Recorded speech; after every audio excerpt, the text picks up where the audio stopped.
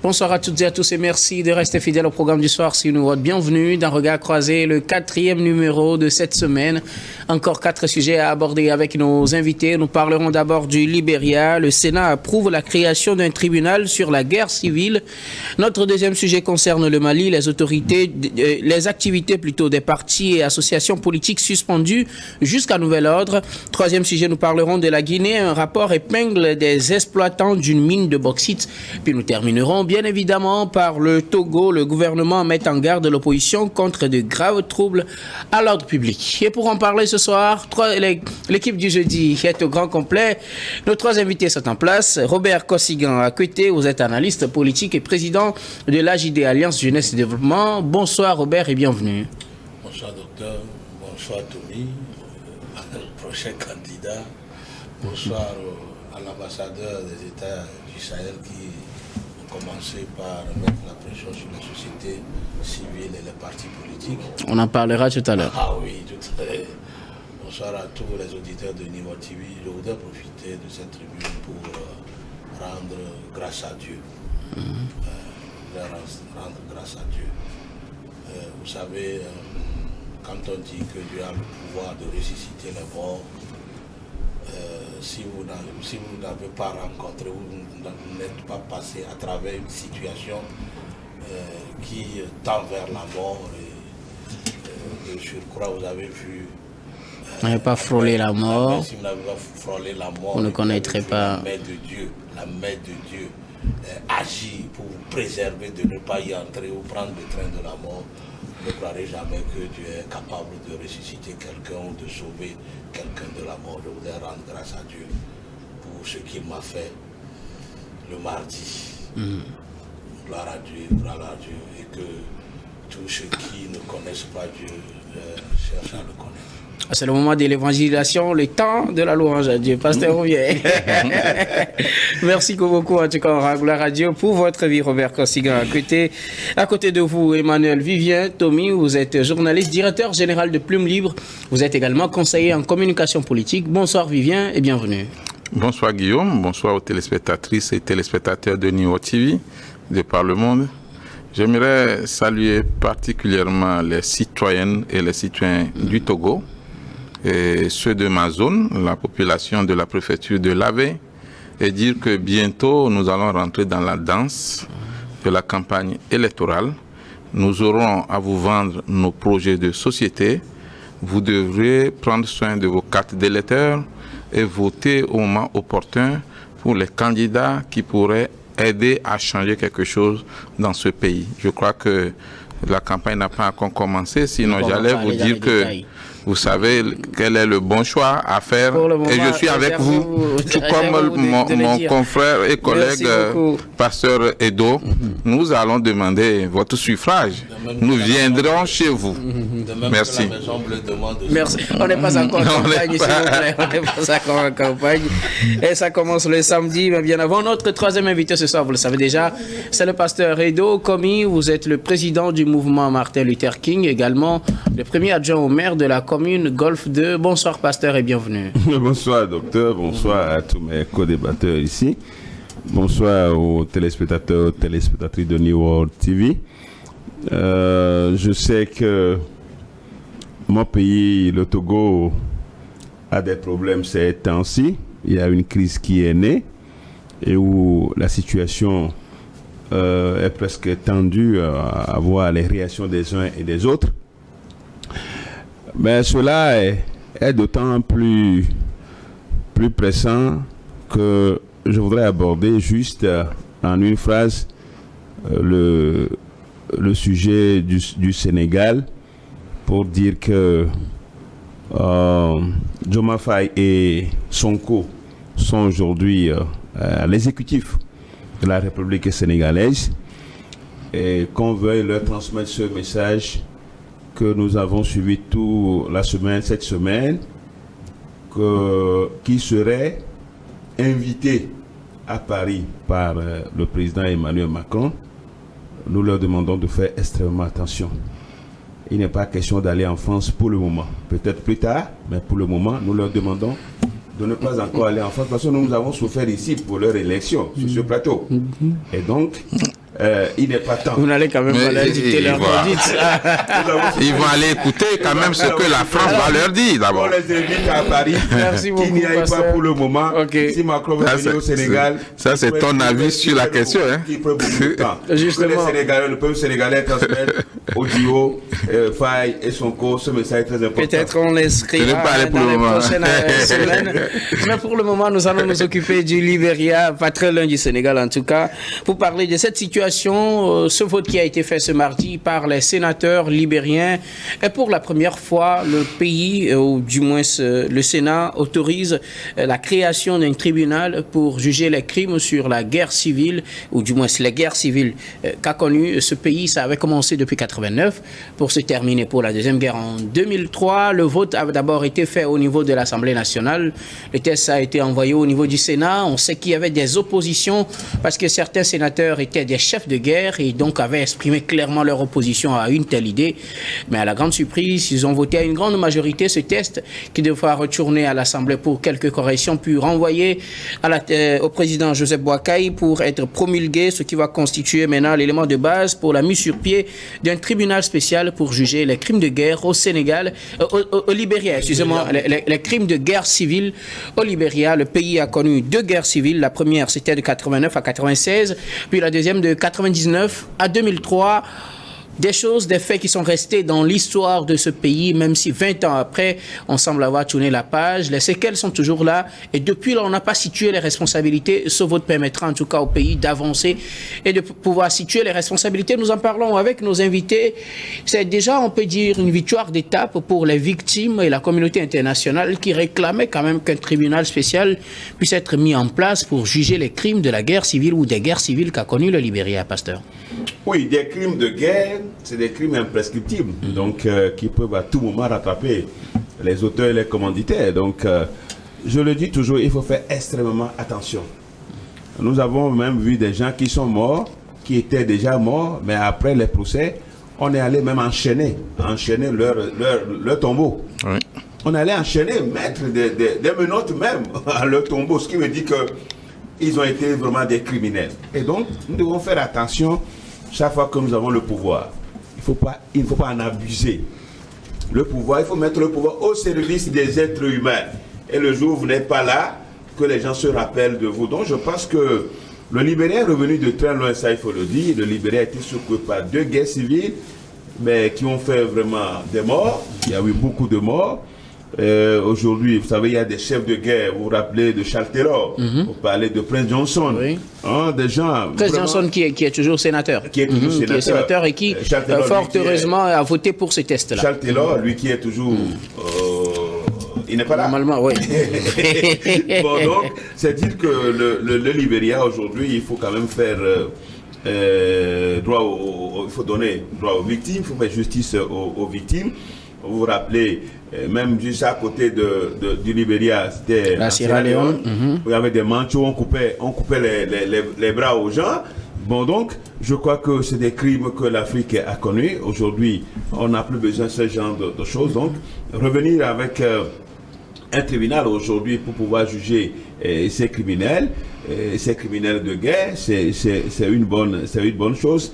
Et si on le fait, c'est pour dissuader ceux qui encore sont toujours dans cet esprit-là, qu'ils peuvent tuer les autres, ils peuvent assassiner, et puis finalement ils seront impunis. Mais c'est de se tromper. C'est de se tromper parce que l'histoire va les rattraper. Et aujourd'hui, tous ces criminels-là qui sont encore en vie, ces chefs de guerre qui sont encore en vie, vont faire face à l'histoire, devant la justice, pour répondre de leurs actes, qu'est-ce qu'ils ont fait, qu'est-ce qu'ils n'ont pas fait, qui sont les auteurs, pour pouvoir... pour que l'histoire soit réécrite pour le Libéria. Et je pense que même sous le président George Weah, on avait l'intention, mais je crois les tractations ont commencé. Oui. Les seigneurs de guerre se sont opposés parce que c'est eux qui sont les auteurs et les commanditaires.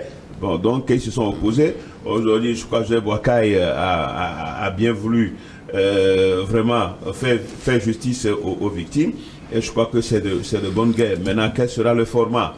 Quel sera le format qu'on va utiliser? Est-ce que cela va réveiller les vieux démons? On ne sait pas trop. Ça aussi, il faut faire extrêmement attention, parce que les seigneurs de guerre sont toujours là. C'est des gens qui ont fait le métier de la guerre. Donc, est-ce que le Libéria va se retrouver une fois encore dans les comment on appelle, va tomber encore dans les œuvres de la guerre. Vous craignez qu'en voulant juger, qu'on ressuscite les vieux démons? Je souhaite qu'on définisse le format. Pour ne pas réveiller les vieux démons, et que la réconciliation qui est déjà en cours, qu'on puisse savoir comment continuer et parfaire cela. Vous savez, il y a eu la dame Sirleaf qui est partie. Ellen Johnson qui est partie. Il y a George Weah qui est arrivé, et un troisième président. Je crois quand même que le Libéria est en train de sortir de ces moments tumultueux, ces périodes tumultueuses de guerre. Donc il va falloir quand même qu'on procède autrement, et que cette sérénité, cette stabilité puisse se poursuivre. Mais cela aussi ne doit pas occulter. Ne doit pas en quelque sorte cautionner les actes mauvais qui ont. Donc il faut punir les gens, mais il va falloir quand même ça soit une justice pas transitionnelle, ou pourquoi pas ne pas avoir peut-être une commission justice vérité réconciliation, commission vérité justice réconciliation, pour essayer de refaire le chemin, mais au même moment permettre aux uns et aux autres de continuer. Mais l'histoire c'est qu'il y a une garantie de la non-répétition, de la non-répétition de ces actes qu'on a connus au Libéria. Donc je crois quand même que c'est de bonne guerre, c'est un pas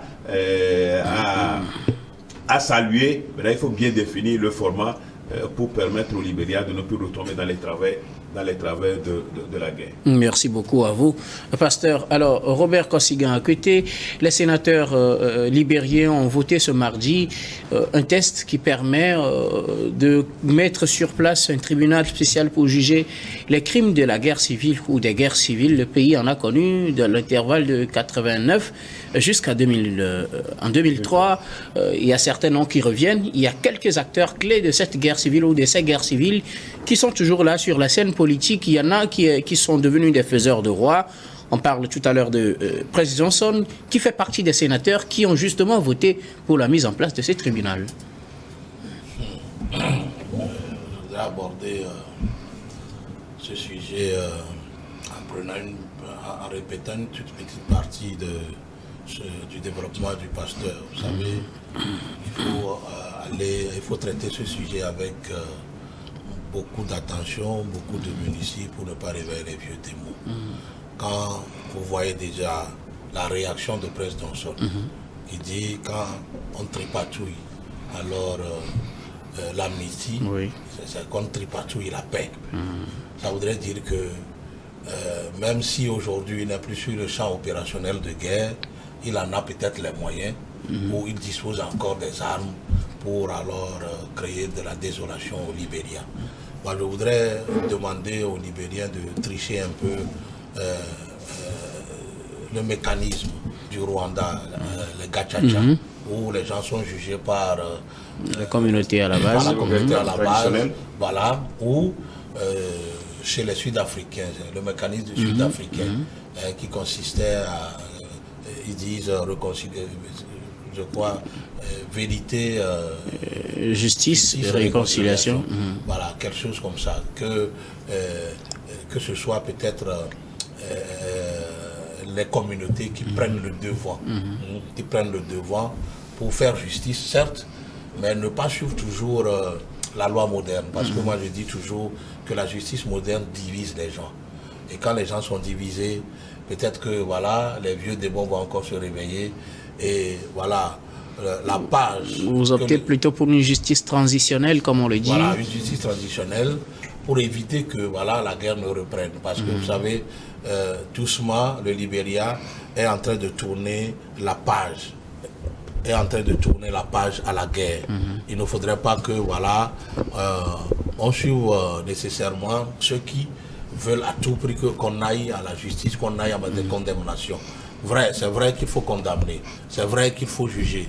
Mais si le prix à payer est de passer par une justice transitionnelle, Je crois que c'est mieux parce que vous savez, ces seigneurs de guerre qui sont devenus aujourd'hui des politiques et peut-être figurent parmi les sommités de ceux qui prennent les décisions politiques et tout au Libéria. S'il faut leur faire ramener à la prison, je pense que ce serait un peu difficile. Il vaut mieux opter pour un mécanisme qui puisse créer plus de paix que de menacer la paix. Merci beaucoup à vous, Robert Kosigan. À côté, alors Emmanuel Vivien Tomi, la guerre civile ou les guerres civiles du Libéria sont restées comme une page close, mais qui n'a pas vraiment été traitée dans l'histoire de ce pays.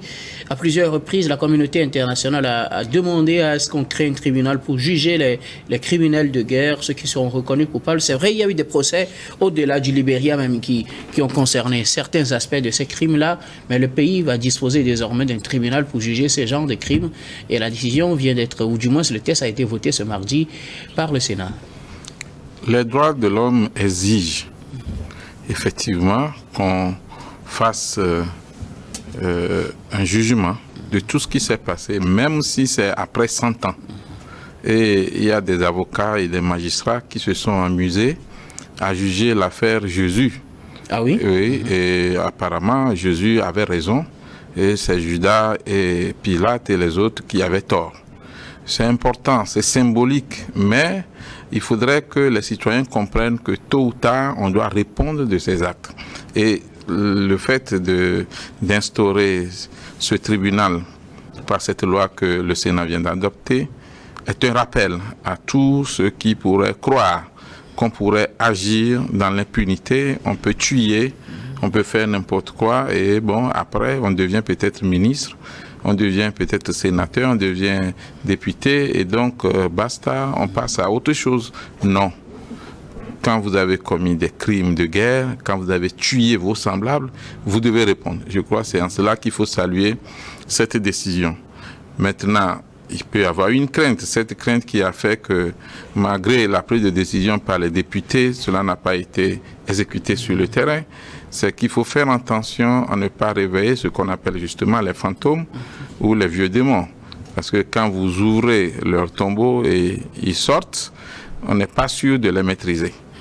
Parce que quand il s'agit de juger des affaires de crimes, il y a toujours d'abord la susceptibilité, mais il y a aussi des révélations qui vont amener peut-être à d'autres répercussions qui peuvent être négatives. Il faut faire attention, en même temps qu'on veut rendre justice, à ne pas créer des problèmes là où il ne faudra pas en avoir. Pourquoi ne pas opter justement pour ce que le Togo a utilisé, quoique ce que le Togo a utilisé est toujours critiqué jusqu'à présent. Parce qu'il ne s'agit pas inspiré aussi de l'Afrique du Sud. Oui, d'autres pays. D'autres pays sont venus s'inspirer ici, chez nous aussi. Mais il ne faudra pas juste dire, écoutez, vérité, justice, réconciliation, parce que dans le cas de plusieurs pays qui l'ont pratiqué, il y a des fautifs qui refusent même de reconnaître leur faute d'abord, et il y a des victimes qui viennent témoigner et qui ne voient même pas ceux qui ont causé leur peine. Je pense que le plus important, comme le disait Monseigneur Bariga, c'était de savoir qui a fait ça, qui a tué mon oncle, qui a tué mon père, et pourquoi il avait tué. Et si peut-être il demande pardon, je pourrais voir comment lui pardonner. Mais si je ne sais pas pourquoi tu as tiré sur mon oncle, pourquoi tu as fait ça, et tu n'as même pas de remords, tu n'as pas de regrets, c'est difficile. Et donc, dans le cas du Libéria, il faudrait faire attention. Oui, le tribunal, c'est une bonne chose, ça va dans la pratique du respect des droits humains, mais en même temps, il ne faudra pas créer un autre conflit après ces deux guerres civiles qui ont vraiment endeuillé pas seulement le Libéria, mais toute l'Afrique, qui ont des souvenirs. Vous savez, on était plus jeunes que ça. Il n'y avait pas encore WhatsApp, tout ça là, mais les photos horribles des personnes qui ont été mutilées, découpées, du sang, je pense que c'était horrible. Mais en même temps, fermons cette page et de la bonne manière, en jugeant et en mettant ceux qui sont des criminels en prison pour que cela serve d'exemple aux autres et que ça ne se reproduise plus. Merci beaucoup. À vous, nous allons marquer la première pause, puis on revient juste après pour la suite de cette émission.